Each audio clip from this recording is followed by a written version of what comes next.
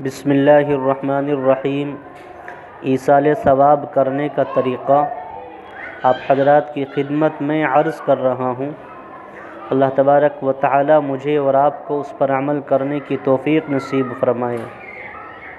دیکھیے، میں اور آپ ایصال ثواب کرتے ہیں، لیکن جس طریقے سے کرتے ہیں وہ طریقہ غلط ہے۔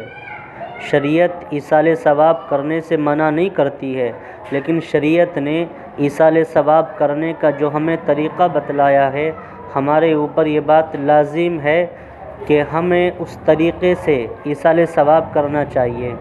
میں اور آپ جس طریقے سے ایصال ثواب کرتے ہیں، میرا اور آپ کا جو رویہ اور طریقہ ہے وہ یہ ہے کہ کسی شخص کا انتقال ہو جاتا ہے، انتقال کے بعد تیسرے دن یا اگلے دن اور اسی طریقے سے 10ویں دن اور اسی طریقے سے 40ویں دن ہم قرآن خوانی کا نظم کرتے ہیں، اور پھر اس کے بعد ایک بڑی دھوم دھام سے دعوت کا انتظام کرتے ہیں، اور اس کے اندر چائے ناشتہ بھی ہوتا ہے، کھانے کا نظم بھی ہوتا ہے، دعوت بھی ہوتی ہے۔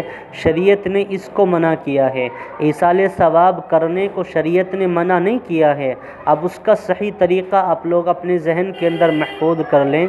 شریعت نے ایصال ثواب کرنے کا جو طریقہ بتلایا ہے وہ طریقہ یہ ہے کہ جس انسان کے پاس جتنا وقت ہو وہ اتنے وقت میں جو عبادت کرنا چاہے، عبادت کرنے کے بعد اس کو ثواب پہنچا دیا جائے۔ یہ شریعت کا اصول ہے اور شریعت نے یہ طریقہ بتلایا ہے۔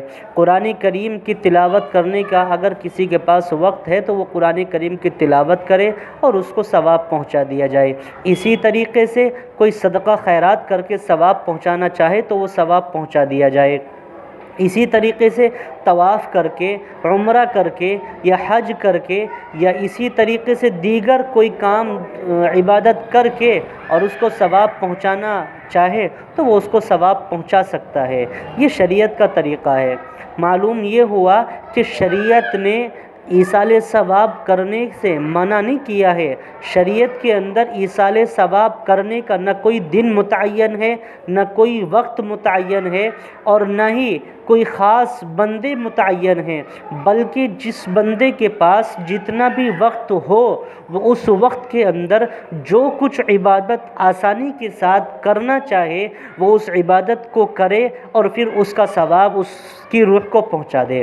اللہ تعالیٰ مجھے اور آپ کو اس پر عمل کرنے کی توفیق نصیب فرمائے۔